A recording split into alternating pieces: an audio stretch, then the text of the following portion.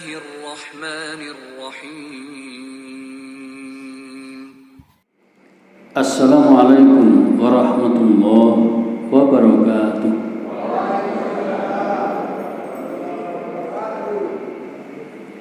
Alhamdulillahi rabbil alamin. Wa bihi nasta'inu ala umuri dunya waddin. Asyhadu an la ilaha illallah wahdahu la syarika lah.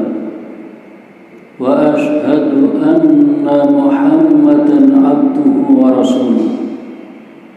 Fa usalli wa usallimu ala Muhammadin wa ala alihi wa ashabihi ajma'in, amma ba'd. Faqala ta'ala fi kitabihil karim, a'udzu billahi minasyaitonir rajim.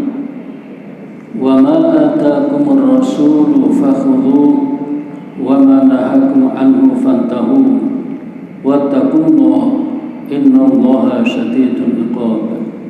Shadaqallahul adzim.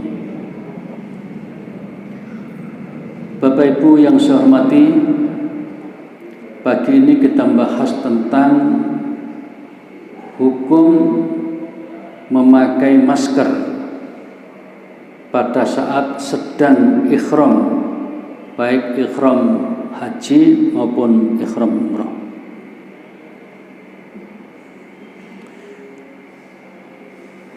Apa itu ihram? Ihram adalah keadaan seseorang yang telah berniat untuk melaksanakan ibadah haji atau umrah. Orang yang sedang ihram disebut dengan muhrim.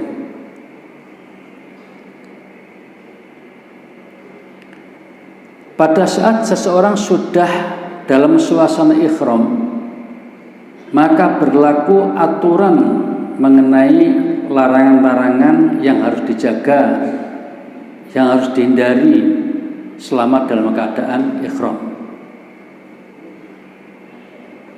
Dan ihram ini merupakan rukun haji dan juga umrah yang pertama. Setiap calon jamaah haji atau umrah harus melaksanakan ihram saat memasuki miqat, yaitu tempat memulainya untuk ihram haji atau umrah. Para jamaah di negeri kita Indonesia ini, saking banyaknya jamaah, ada istilah kalau haji itu gelombang pertama, gelombang kedua. Untuk gelombang pertama, rutenya diberangkatkan dari Surabaya langsung menuju ke Madinah. Untuk gelombang kedua, dari Surabaya langsung ke Jeddah, Mekah. Dengan demikian berbeda tempat ihramnya. Bagi yang gelombang pertama, yang dari Surabaya langsung ke Madinah, maka ihram umrah dimulai di Madinah, tepatnya di Bir Ali. Bir Ali itu pinggiran kota Madinah, kurang lebih ya 10 atau 12 kilo lah dari Masjid Nabawi, tidak jauh. Nah, para jamaah, ketika seseorang sudah niat untuk umroh yang dimulai dari Bir Ali itu, sebelumnya dipersiapkan dengan beberapa hal, misalnya mandi besar,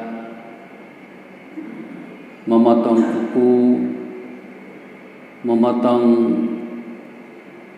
rambut,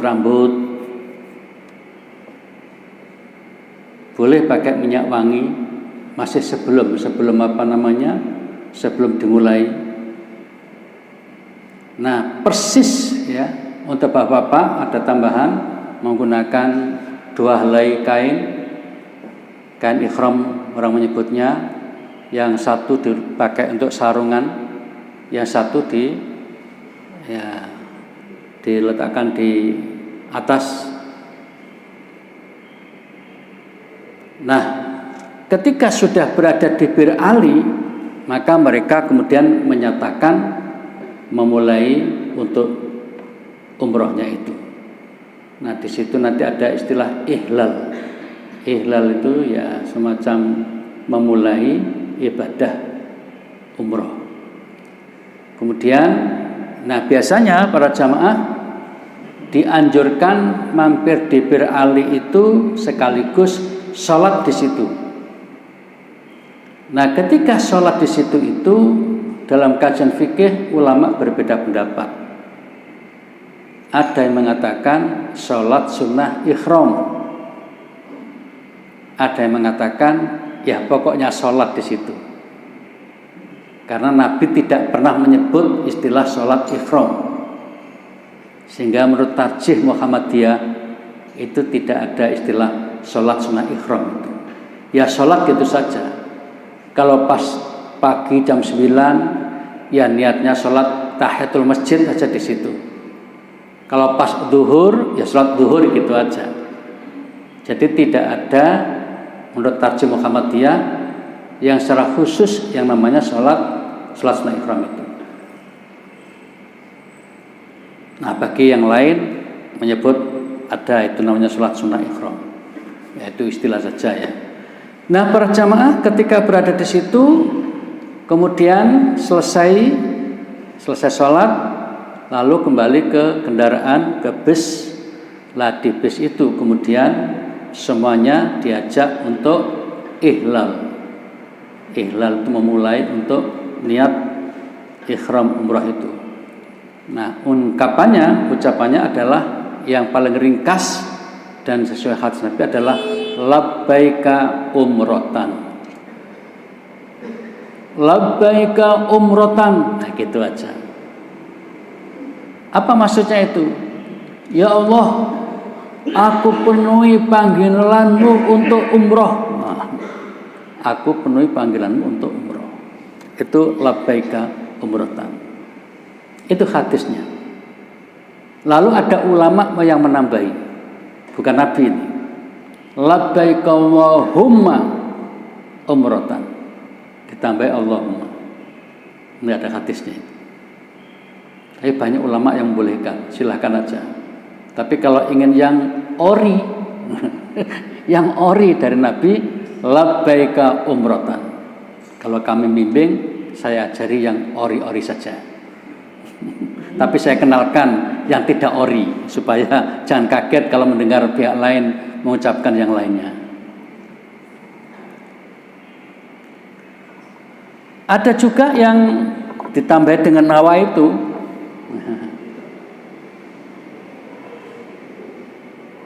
Jadi nawa itu al-umroh wa akhramtu biha itu. Jadi aku niat umroh dan ikhram dengannya. Itu ya tambahannya 100%. Tambahannya 100%. Kalau yang tadi tambahnya hanya Allahumma. Nah, yang orinya labbaika umrotan gitu. Baik. Ketika seseorang sudah tadi sholat di Bir Ali, kemudian sudah berada di kendaraan, kemudian menyatakan labbaika umrotan, maka semenjak itu berlaku aturan-aturan, diantaranya adalah larangan-larangan yang harus dijaga, jangan sampai dilakukan. Ya, ini kalau gelombang pertama itu dari Madinah, tepatnya di Bir Ali. Kalau gelombang kedua, itu gelombang pertama. Kalau gelombang kedua ada dua yang dipakai oleh jamaah kita. Ada yang langsung di pesawat. Di pesawat nanti oleh kru pesawat memberitahu para jamaah, sebentar lagi kita akan masuki wilayah Qarnul Manazil. Bagi para jamaah yang hendak berikhram untuk umroh bisa dilakukan beberapa menit lagi. Nah, nanti diberitahu. Nah, kalau pembimbingnya bisa bekerja sama dengan kru, maka pinjam mic pesawat itu. Mari teman-teman, Bapak Ibu, kita mulai ihlal untuk umroh. Labbaika umrotan, labbaika umrotan. Sak pesawat, ini jamai sak pesawat. Tapi nggak selalu semua itu ngambil mikot di pesawat. Ada yang kedua yaitu mikotnya ngambil di airport Jeddah. Nah persoalannya kalau kita ngambil peta, Jeddah itu posisinya melampaui Mekah, melampaui Masjidil Haram. Kalau Masjidil Haram di sini, Surabaya di sini, ya, Jeddah itu di sini, sehingga ngelewati. Gara-gara ngelewati itu, sebagian ulama tidak mau untuk melaksanakan mikot dari Jeddah karena ngelewati. Ini masalah fikih. Tapi kata ulama, ben gak repot-repot, senak apa-apa dimulai dari Jeddah. Karena Islam itu pada prinsipnya tidak ingin merepotkan. Sehingga ada dua pendapat seperti itu. Majelis Ulama Indonesia termasuk yang membolehkan. Tarjih Muhammadiyah memberikan catatan, jika memang di pesawat itu sangat kerepotan, gitu ceritanya, sangat kerepotan, boleh juga berada di Jeddah. Tapi nggak repot kok, kami berulang-ulang melakukan di atas pesawat. Yang terakhir kemarin ketika umroh Ramadan dari pesawat. Nah, Qarnul Manazil itu berada di sebelum Masjidil Haram. Sehingga misalnya tadi diberitahu sebentar lagi kita akan masuki kawasan Qarnul Manazil, lurus ya di situ. Nah, kemudian orang mulai di situ. Labbaik umratan di atas pesawat di Qarnul Manazil, baru menuju ke Mekah. Jadi namanya mikot itu sebelum menuju ke Masjidil Haram. Ya kalau ini misalnya Ka'bah Bir Ali di sini tempatnya, menuju ke sini.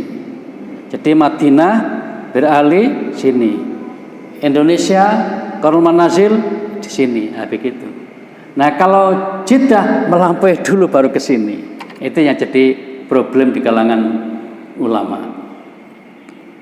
Tapi ulama kita sudah membahasnya dan mengatakan boleh kan gitu ceritanya. Ya sudah, sami'na wa ata'na. Kita kalau ingin melakukan, jika merasa tidak ada kesulitan, sebaiknya di atas pesawat tadi itu. Tapi kalau memang wah ribet banget pakai itu, ya silakan. Bagi yang merasa repot, nah gitu, yang merasa repot. Yang nggak merasa repot, silakan. Waktu itu kami nggak merasa repot, jadi bisa melakukannya. Entah berapa kali kami mencoba cara itu. Nah, ketika sudah menyatakan labbaika umrotan tadi itu berlaku larangan-larangan. Nah, larangan-larangan ini antara laki-laki perempuan berbeda. Laki-laki misalnya tidak boleh pakai baju, tidak boleh pakai kaos, tidak boleh pakai jaket, tidak boleh pakai baju. Kemudian masih laki-laki tidak boleh pakai imamah, penutup kepala termasuk kopiah, sorban segala macam juga nggak boleh. Nggak boleh pakai celana panjang, celana pendek, celana dalam, nggak boleh. Nggak boleh pakai burnus, baju yang ada penutup kepala, kadang-kadang ada jaket yang tambah penutup kepala itu. Juga nggak boleh pakai sepatu. Sepatu maksudnya ada sepatu yang tinggi, yang menutup mata kaki. Nah, biasanya pakai sepatu khuf itu yang orang-orang ke sawah-sawah pakai sepatu itu, kan sampai hampir kena lutut itu sepatunya itu nggak boleh. Tapi kalau sepatunya itu membuka, mata kaki masih terbuka, boleh. Makanya di hadis ini dikatakan jika tidak punya sandal terpaksa pakai sepatu boleh, tapi sepatu suruh ngiris, suruh motong, gitu ceritanya. Jadi yang penting mata kaki terlihat. Ini laki-laki ya. Kemudian tidak boleh memakai kain ihram yang sebelumnya dikasih minyak wangi. Ya. Nah, keterangan tadi itu berdasarkan hadis ini. La yalbasul kumuso walal amaima walas sarawilat walal baronis walal khifafa illa ahadun la yajiduna laini fal yalbas khuffaini wal yattahuma asfala minal ka'bain wala talbasu minathiyabi syai'an masau za'faron aw wars. Itu tadi terjemahnya sudah kita bacakan. Hadis riwayat Al-Bukhari juga riwayat Muslim. Nah, jadi diingat-ingat ini. Ini dalil pertama ketika kita nanti bahas bagaimana hukum orang yang ihram itu pakai masker, boleh apa tidak. Tadi yang nggak boleh apa tadi? Pakai baju, pakai kopiah, pakai celana, ya. Pakai apa lagi? Tadi tutup kepala tadi itu ya. Kemudian kainnya yang dicelup itu. Nah, khusus wanita tidak boleh wala tantakibil maratu al muhrimatu. Jadi wanita yang sedang ihram tidak boleh menutup kepala seperti pakai cadar. Cadar kan menutup kepala, yang kelihatannya matanya sedikit itu. Secara umum tertutup mukanya. Itu tidak boleh dipakai ketika sedang ihram. Dan juga tidak boleh pakai kaos tangan. Ini hadis riwayat Al-Bukhari, An-Nasa'i dan lain-lain. Yang pertama tadi khusus laki-laki, yang kedua ini khusus perempuan. Ada satu lagi hadis. Ini peristiwa terjadi pada masa Nabi, orang sedang ihram. Bayangkan aja yang jalan-jalan itu kan banyak bebatuan gitu ya, gunung-gunungan itu. Nah, di antara mereka jatuh meninggal dunia. Nah, ketika meninggal dunia itu lalu Nabi menyarankan mandikan dengan air dan daun bidara, kafani dengan 2 kain ihramnya itu. Jangan kalian tutupi kepalanya dan juga tidak pula wajahnya, karena dia akan dibangkitkan pada hari kiamat nanti sambil bertalbiyah. Jadi ketika hari kebangkitan ya, orang pada dibangkitkan, maka dia langsung mengucapkan labbaik Allahumma labbaik, gitu kira-kira. Spesial orang yang meninggal dalam keadaan ihram. Nah, yang kita catat di sini adalah kata Nabi, jangan ditutupi kepalanya dan juga jangan ditutupi mukanya. Di sini ada keterangan. Jadi 3 hadis ini nanti menjadikan pedoman bagi ulama untuk menyatakan pakai masker itu boleh apa tidak. Hadis pertama tadi diterangkan nggak boleh ini, nggak boleh ini, nggak boleh ini, laki-laki. Yang kedua untuk perempuan nggak boleh begini untuk muka. Dan yang ketiga tadi kasus orang meninggal di saat ihram, tidak boleh ditutupi kepalanya dan juga tidak boleh ditutupi mukanya. Nah, para jamaah, berdasarkan 3 hadis tadi itu dan hadis lain yang banyak tapi yang semakna dengan 3 hadis itu, ada 2 pendapat di kalangan ulama. Nah, ini yang harus kita tahu. Jadi ulama ternyata setelah menyelidiki dengan seksama ya, mengambil kesimpulan secara berbeda. Kelompok pertama mengatakan, oh kalau begitu ketika orang sedang ihram, laki-laki maupun perempuan tidak boleh menutup mukanya. Dan menutup muka ini apakah seluruhnya ataupun sebagiannya. Karena itu maka pakai masker tidak boleh. Ini pendapat yang pertama. Nah, pendapat pertama ini dipelopori oleh ulama kalangan mazhab Hanafi dan Maliki. Mari kita ingat lagi bahwa di dunia ini ada 4 mazhab besar. Ada 4 mazhab besar. Yaitu yang paling tua mazhab Hanafi, yang kedua mazhab Maliki, yang ketiga mazhab Syafi'i, yang keempat mazhab Hambali. Nah, yang berpendapat tidak boleh menutup muka ketika sedang ihram adalah mazhab Hanafi dan mazhab Maliki.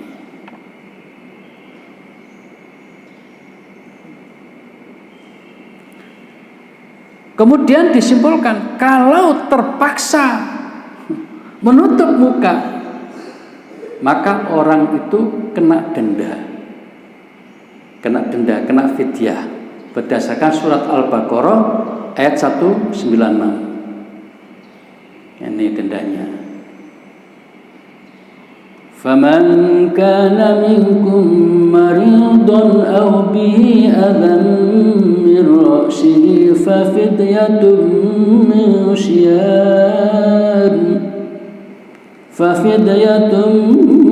صِيَامٍ أَوْ صَدَقَةٍ أَوْ نُسُكٍ. Ada 3. Siam, sedekah, nusuk.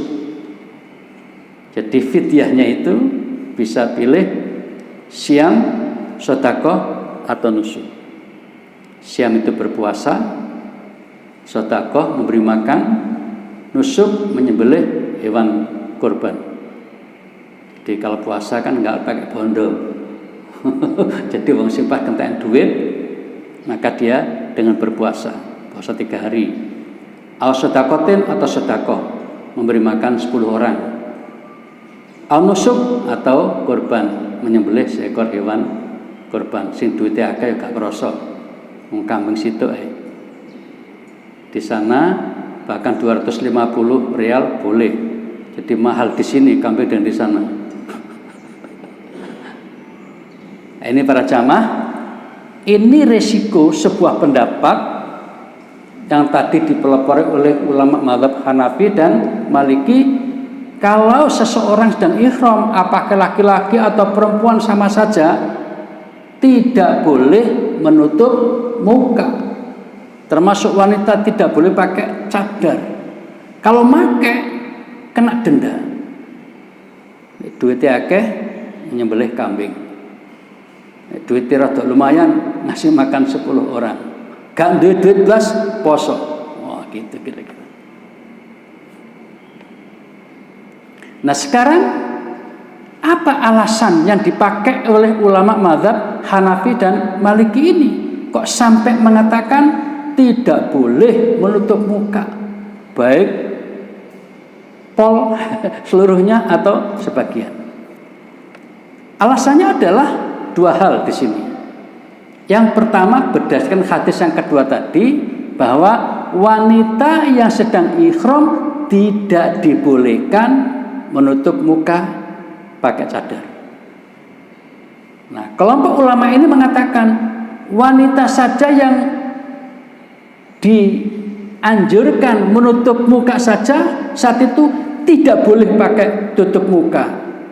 Tentu laki-laki seharusnya lebih tidak boleh lagi. Pakai logika dengan membandingkan wanita tadi. Kemudian alasan kedua adalah hadis yang ketiga, di mana ketika ada orang ihram meninggal, kemudian Nabi mengatakan jangan ditutupi kepalanya dan jangan ditutupi mukanya. 2 dasar ini menjadi pedoman bagi kelompok ulama dari kalangan mazhab Hanafi dan Maliki. Jadi ketika orang sedang ihram itu tidak boleh menutup muka, termasuk pakai cadar dan juga pakai masker, tidak boleh. Padahal prakteknya kemarin kebanyakan pakai masker. Baik. Pendapat dari mazhab Maliki diwakili oleh Syekh Ad-Dardir. Dalam kitabnya As-Syakhul Kabir mengatakan begini: wa haruma ala rajulilan, diharamkan untuk laki-laki satru wajhin, menutup muka kulan seluruhnya, pol au ba'don, atau menutup sebagian termasuk masker, au ra'sin, menutup kepala dan sebagainya, sebagaimana yang dianggap menutup ya. Terutama tidak boleh adalah pakai kolan suah, pakai kopiah. Jadi di sini ditegaskan menutup muka diharamkan, tidak boleh, maksudnya diharamkan itu tidak boleh, baik itu seluruhnya ataupun sebagian. Nah, pakai masker kan sebagian kepala, yaitu sebagian muka, yaitu apa namanya ini, hidung dan mulut. Atas dasar ini maka kemudian tidak dibolehkan bagi laki-laki maupun perempuan ketika sedang ihram menggunakan masker. Kemudian dari mazhab Hanafi diwakili oleh Syekh Burhanuddin dalam kitabnya Al-Hidayah Syarah Al-Bidayah. Dikatakan sini wala yughatti wajahu, tidak boleh menutup mukanya, wala rasahu, juga enggak boleh menutup kepalanya, liqaulihi alaihi salatu wassalam, karena ada sabda Nabi yang ditujukan kepada orang meninggal ketika ihram. Orang yang meninggal dengan ihram, kalau sudah meninggal maka kafanilah dengan dua kain itu, tapi jangan ditutup kepalanya dan juga jangan ditutup mukanya.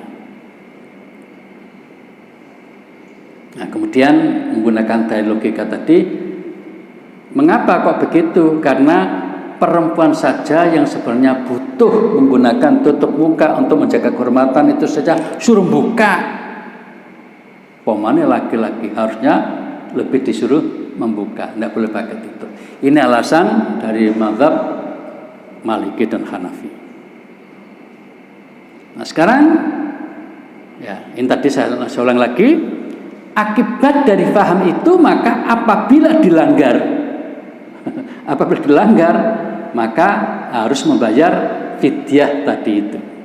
Yang paling berat menyembelih hewan kurban, yang agak sedikit berat ngasih makan 10 orang, dan yang paling ringan tapi relatif ya puasa.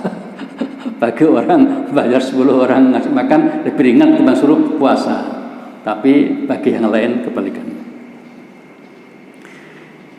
Nah sekarang bagaimana pendapat yang kedua? Pendapat kedua mengatakan tidak ada masalah, terutama laki-laki tidak ada masalah ketika ihram pakai masker, nggak ada masalah.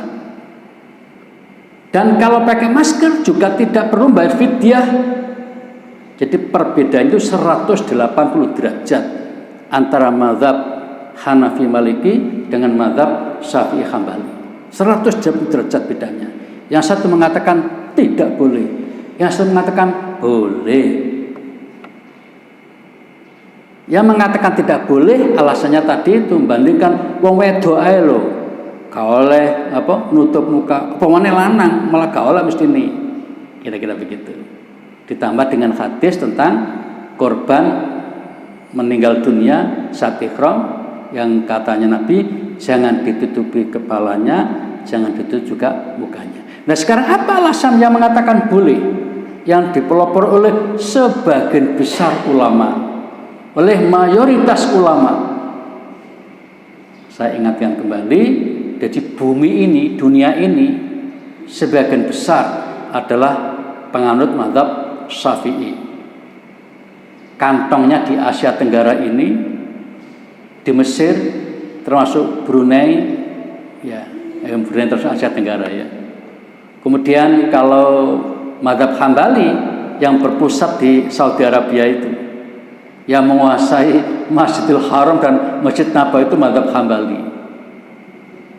Kemudian kalau mazhab Maliki agak ke barat lagi, jadi wilayah kayak Sudan, Maroko, Tunisia, kemudian lagi nyabrang ke Eropa, Spanyol, itu adalah mazhab Maliki. Sedangkan mazhab Hanafi sekarang ini kantongnya ada di Pakistan, India, Bangladesh, Cina. Itu kebanyakan mazhab Hanafi. Tapi tidak seluruhnya ya, kayak Indonesia juga tidak seluruhnya mazhab Syafi'i, tapi mayoritasnya mazhab Syafi'i. Nah, yang berpendapat boleh itu adalah penganut mazhab Syafi'i dan mazhab Hambali. Jadi kebanyakan ulama Asia Tenggara, termasuk Indonesia, membolehkan, Arab Saudi membolehkan, terutama untuk laki-laki menutup muka. Mungkin kita bertanya, untuk apa menutup muka saat itu? Bisa saja karena suasana debu-debu berterbangan yang bisa mengganggu kesehatan, ya. Ingat daerah sana kan gurun pasir ya yang banyak, sehingga orang perlu mengamankan dirinya dengan menutup muka dan sebagainya. Sehingga suatu saat mereka perlu menutup mukanya, dan orang Arab biasa menutup muka. Nah sekarang apa alasannya? Kenapa kelompok yang dua tadi kok melarang, yang kedua kok membolehkan? Nah kelompok pertama mengatakan, bayangkan katanya, perempuan saja tidak boleh, apalagi laki-laki malah nggak boleh. Kelompok kedua mengatakan, larangan bagi wanita untuk agar tidak pakai cadar atau muka itu khusus bagi perempuan, kata kelompok mazhab Syafi'i dan Hambali. Loh kok begitu? Coba baca lagi hadis yang pertama. Apa itu? Nabi merinci orang laki-laki ketika sedang ihram tidak boleh pakai baju, tidak boleh pakai kopiah, tidak boleh pakai celana, tidak boleh sepatu. Sudah. Ada nggak keterangan tidak boleh menutup muka? Jawabannya tidak ada. Berarti tidak ada larangan. Gitu. Itu mazhab Syafi'i dan Hambali. Nah kemudian, sekarang lihat, kata kalau mazhab pertama itu hadis tentang orang ihram meninggal itu kan katanya tidak boleh menutup kepala, tidak boleh menutup muka. Mari kita lihat di sini. Nah ini. Sementara larangan menutup wajah bagi jenazah yang ihram itu karena menutup wajah jenazah mengharuskannya menutup kepalanya. Jenazah kan dibaringkan, maksud didirikan. Ketika jenazah dibaringkan, ya, kan tidak boleh menutup kepala. Berarti harus dilepas. Nah, ketika itu kalau seseorang menutup mukanya misalnya, berarti kan menutup kepalanya. Karena itu maka supaya lebih jelas, untuk kasus yang ini yus kabeh ojo ditutup kepalanya, juga ojo ditutup mukanya. Jadi bukan karena mukanya itu dilarang. Kebetulan posisi tidur seperti itu ketika tidak menutup kepala, maka otomatis tidak menutup muka. Sebab ketika mukanya ditutup, ketutup juga kepalanya, kan begitu ceritanya. Ini kata mazhab yang Syafi'i Hambali. Nah, selain itu ada dukungan yang menarik, yaitu peristiwa terjadi pada beberapa sahabat. Imam An-Nawawi menjelaskan begini, madhabuna, menurut madhab kami, annahu bahwasanya yajuzu dibolehkan atau boleh lirrajul muhrimi bagi laki-laki yang ihram satra wajahu, boleh menutup wajahnya wala fidyat alai, dan tidak terkena fidyah. Tegas. Bagi laki-laki ya boleh menutup mukanya dan tidak ada masalah dengan fidyah. Tadi yang saya katakan bedanya 180 derajat itu. Wabi qol jumhur al ulama, ini adalah pendapat yang dianut oleh sebagian besar ulama, jumhur ulama, yang mengatakan bahwa laki-laki boleh menutup muka. Kalau menutup muka saja boleh, apalagi hanya masker. Gitu ceritanya. Masker kan nggak sampai menutup muka semuanya, hanya sebagian hidung dan mulut. Jadi kalau menutup muka saja boleh, apalagi hanya menutup hidung dan mulut. Ini pendapat dari kalangan mazhab Syafi'i dan Hambali.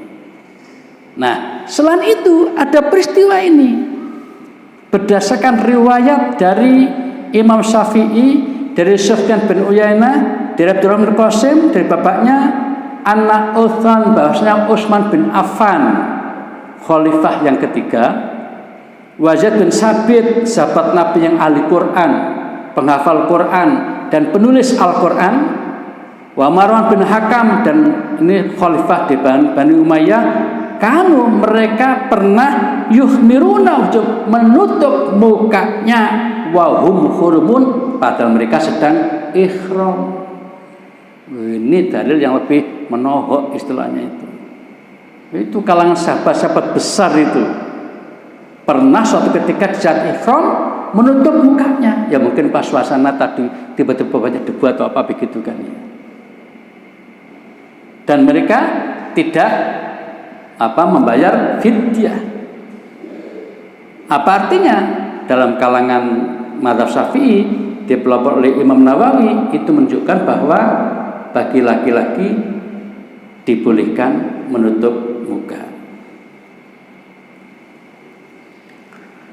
Nah, kemudian dari kalangan mazhab Hambali diwakili Al-Buhuti, la ghattal muhrimu az-zakaru wajhahu fayajuzu. Kalau sekiranya orang yang ihram dari kalangan laki-laki menutup mukanya, itu boleh-boleh saja. Bahasanya sama dengan tadi Imam Nawawi atau Syafi'i. Kemudian di sini lebih panjang ceritanya. Ini didukung oleh praktek sahabat Nabi. Tadi kan 3 orang, ini lebih banyak lagi disebutkan. Di situ ada Utsman bin Affan, ada Zaid bin Sabit, ada Ibnu Abbas. Tadi nggak disebut. Ini ada Ibnu Abbas di sini. Ada Ibnu Zubair. Ibnu Zubair ini pernah menjadi gubernur Mekah. Wagharim dan lain-lain, berarti banyak saat itu dari kalangan sahabat besar yang ketika ihram menutup mukanya. Ini dalil semakin menguatkan pendapat bahwa untuk laki-laki gak popo, tidak apa-apa, tidak ada masalah ketika menutup mukanya. Artinya boleh-boleh saja. Nah, kemudian ini ulama zaman sekarang namanya Abdullah Al-Faqih dalam kitabnya Al-Fatawa Asy-Syabaab Islamiyah menjelaskan tentang riwayat Bukhari dari Ibnu Umar, khususnya tentang hadis yang kedua tadi bahwa wanita sedang ihram tidak boleh pakai cadar. Itu adalah ikhtisasuha. Itu khusus hanya berlaku untuk perempuan saja. Yang larangan menutup muka pakai cadar. Wa annar jula sekali laki-laki tidak berlaku seperti wanita itu. Nah, kemudian atas dasar itu tadi para jamaah, kita tahu bahwa ada 2 pendapat, satu tidak boleh, satu boleh. Maka dengan didukung oleh mayoritas ulama ditambah dengan dalil-dalil yang lebih meyakinkan, praktek sahabat ternyata juga ada yang menutup mukanya kita ihram, maka pendapat yang kedua ini dipandang lebih kuat, yang mengatakan bahwa tidak ada masalah bagi laki-laki menutup muka ketika diperlukan di saat sedang ihram. Nah, satu persoalan lagi sekarang, itu kan laki-laki. Sekarang bagaimana dengan wanita? Kan jelas tadi ada hadisnya, wanita tidak boleh pakai cadar ketika ihram. Tapi itu kan cadar. Nah, sekarang apakah wanita juga tidak boleh pakai masker? Laki-laki sudah selesai tadi kan boleh. Untuk perempuan bagaimana ini? Ada hadisnya bagi wanita sedang ihram tidak boleh menutup muka pakai cadar. Nah, sekarang kalau pakai masker bagaimana? Ternyata ulama sudah membahasnya, dan ulama ini yang namanya asumsi. Mungkin bagi orang lain mengatakan bingung juga itu. Bingungnya di mana? Masker ini kira-kira termasuk penutup muka apa bukan? Di situ pembahasannya itu. Zaman Nabi belum ada masker itu. Untuk wanita ini ketika ihram jelas pakai cadar nggak boleh, hadisnya sahih. Nah sekarang pakai masker, boleh apa tidak? Rupanya ulama terbelah jadi dua lagi.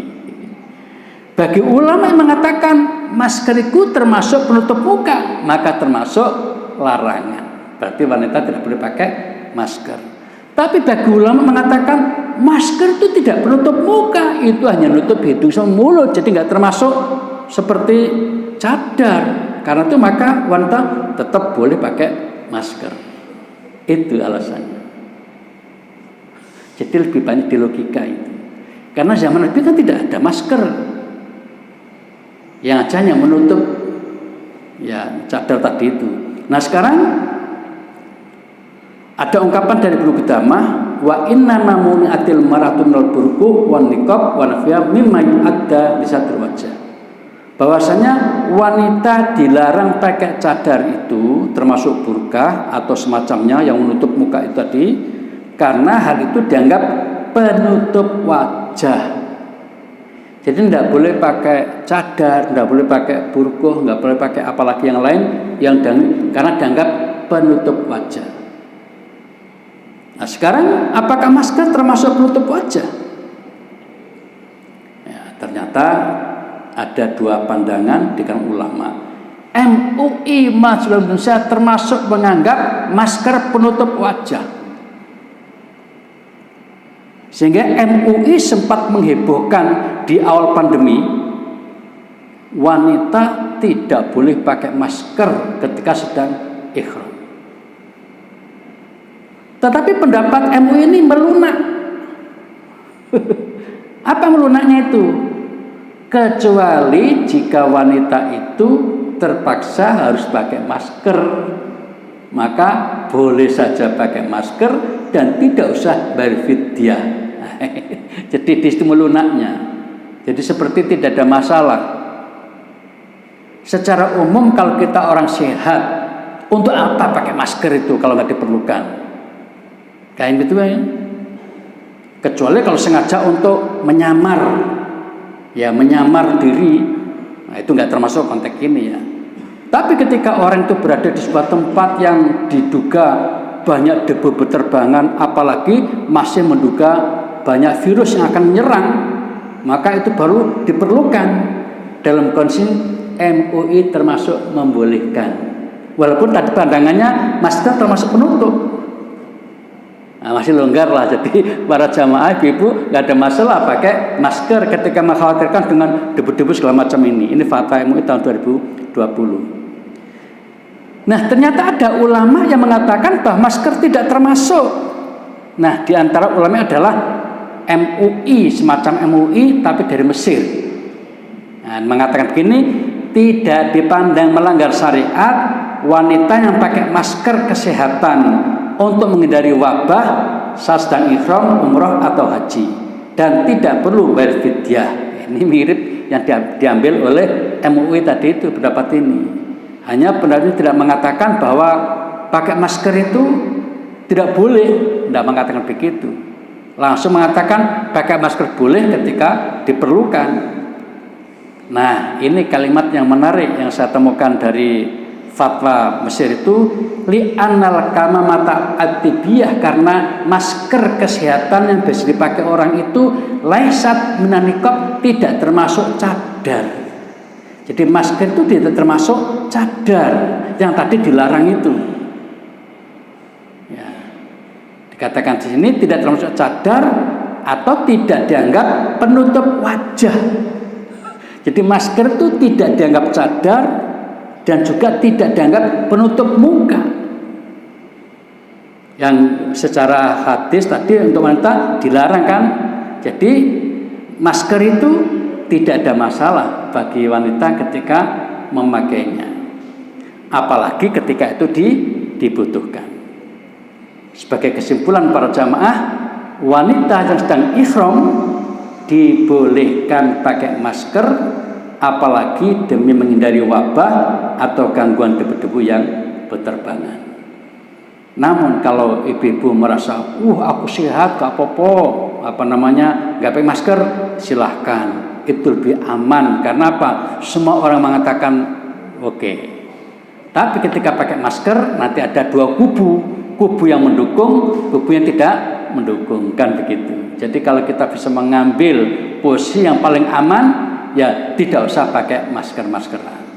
Tetapi kalau sadar bahwa ini bahaya kalau nggak pakai masker, maka hampir seluruh ulama tadi mengatakan monggo demi menjaga kesehatan. Demikian Bapak Ibu yang saya hormati, mudah-mudahan bisa memberikan pencerahan dan tidak usah diperdebatkan kalau terjadi perbedaan pendapat.